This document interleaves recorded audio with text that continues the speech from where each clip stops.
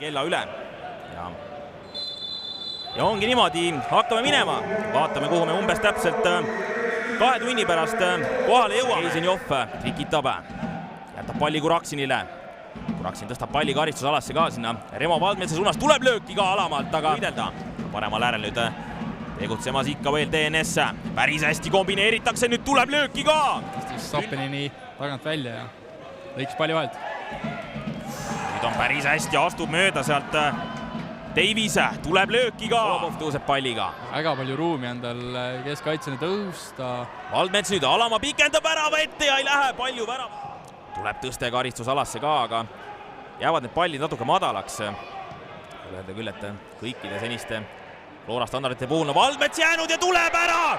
Ja tuleb ära Remo Valdmets 31. minutil viib Tallinna Flora juhtima.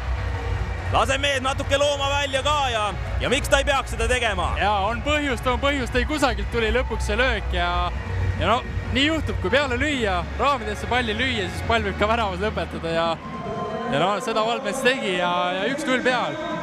Aga kuidagi väga ootamatult lõpuks see löök kuidagi tuli, Flora küll nuputas seal DNS-i karistusala läheb. Alamalt pall nüüd sinna penaltipunkti suunas, Keisenjov läheb üle puusa üritama. Tulemised senimaani, seda ruumi on olnud, mida keskelt rünnata, aga seejärel, kui ta sinna viimasel kolmandikul jõuab. Kuraksinil nüüd löögikoht olemas, tuleb sinna parema värava posti suunas. Sappinen aktsioonis.